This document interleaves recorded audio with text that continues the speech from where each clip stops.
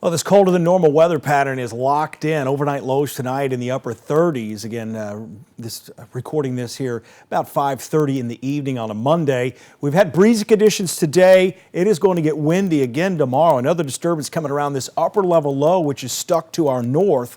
Next chance for showers and thunderstorms, that's coming in Friday. You see that over here on my right shoulder, but we're going to talk more about those coming up. But again, very windy tomorrow. Wind gusts around 35 miles per hour. Here's the noon hour on Tuesday. Notice we're looking at wind gusts around 29. The sustained winds are going to be at least 20 as this disturbance rides through during the afternoon hours. As we get towards 12:30, 1 o'clock, that's when the winds start to shift and pick up more out of the northwest. You can see these wind gusts 34, 33 miles per hour in Florence. So overall, a windier day than today. We've had a lot of wind lately, a lot more wind than I can remember over the last couple of years, in fact, going back in time.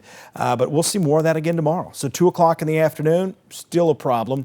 As we get towards 5 o'clock, we start to notice a deceleration in the wind gusts, but they're still not what we're used to. And this is actually bringing in tree pollen from up north. So the pollen's actually going to increase a little bit tomorrow. So we're getting pollen from the north. So we're getting it from every direction, it seems like. Even though our pollen season is kind of coming to a close as far as the trees go, we can still get it with these bigger swings. Now let's talk about our next weather maker. This is going to be as we get into Friday, but I do want to focus Thursday, Friday, and Saturday. I may be doing some traveling. Notice more clouds here in Texas. That's going to be as that south wind increases all across the area, and this is very typical of this time of year. Probably higher rip currents here in southeast Texas, and eventually we'll get higher rip currents down along the Gulf Coast as this next disturbance gets a little closer into the weekend. But as we go beyond 1 o'clock, you can see we're close to 70 in the Huntsville metro area, 80 out in Dallas. They'll be warming up a little bit more out west, but there is an approaching area of showers and a few thunderstorms. Right now, I don't see a big threat of severe weather anywhere in the country the next 3 or 4 days. But of course, this time of year, that can change fairly quickly, so we'll have to monitor that. Notice along the Gulf Coast, still looking at low 70s here, but you jump into the low 80s there in New Orleans and Houston, they'll be pretty much locked in the 80s with clouds there most of the day.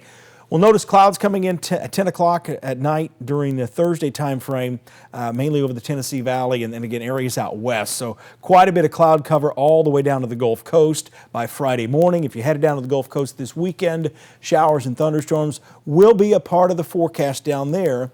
Notice by 2 o'clock Friday, kind of want to show you what's happening up here to the north. The leading edge of this disturbance is roughly from St. Louis along I-70, I-64, there through Illinois into Indiana, and there are some showers down here and thunderstorms down in Louisiana, but no setup for significant severe weather. I think if there is a higher threat, it's probably going to be up in the upper Midwest, closer to the area of low pressure.